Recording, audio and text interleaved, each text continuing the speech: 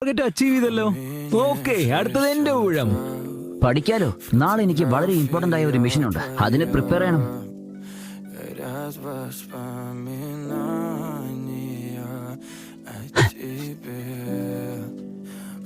Sorry സാസുക്കെ, നമുക്ക് അടുത്ത പ്രാവശ്യം നോക്കാം. ഓക്കെ, എന്നാലും ഇതൊന്ന് കണ്ടോ.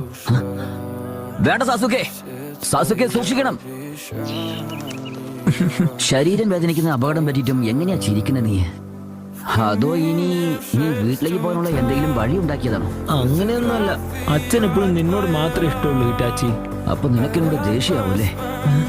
അത് സാരല്ല, ഷിനോബികൾ നന്നായിരിക്കണമെന്ന് ആരും ആഗ്രഹിക്കാറില്ല. ഏറ്റവും ബെസ്റ്റ് ആവാന്നുള്ളത് ചിന്തിക്കാൻ അത്ര എളുപ്പമൊന്നുമല്ല. നിനക്ക് ശക്തി ഉണ്ടാകുമ്പോൾ അഹങ്കാരം ഉണ്ടാവും, അപ്പോൾ ലോകത്തുനിന്ന് ഒറ്റപ്പെടും. തുടക്കത്തിൽ നീ എത്ര നല്ല വ്യക്തിയായിരുന്നാലും ശരി, നമ്മളൊക്കെ വെറും വെല്ലും മാമിസമാ. എന്തായാലും ഞാനൊന്നും നിന്റെ കൂടെ തന്നെ ഉണ്ടാക്കും. നിനക്ക് എന്ത് പ്രശ്നം വരുമ്പോഴും എന്നോട് നീ പറയാം. ഇനിയിപ്പോ നിനക്ക് എന്നോട് വെറുപ്പാണെങ്കിലും. ചേട്ടാ, നമ്മുടെ അച്ഛനും അമ്മയൊക്കെ എനിക്ക് മനസ്സിലാവുന്നില്ല. ഇത്രയും വലിയ അക്രമം കാണിച്ചത് ആരായിരിക്കും? എന്റെ മാണ്ടനായ കൊച്ചനുജ മാമിക്കുഷാരി.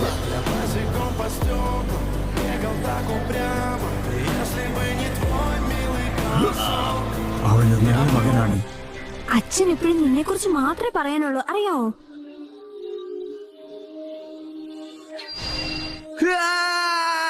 എന്തിനാ ഇത് ചെയ്തത്? എന്റെ കഴിവുകളുടെ പരിധികൾ പരീക്ഷിക്കാൻ. നിന്റെ കഴിവുകളുടെ പരിധി പരിശോധിക്കാനോ?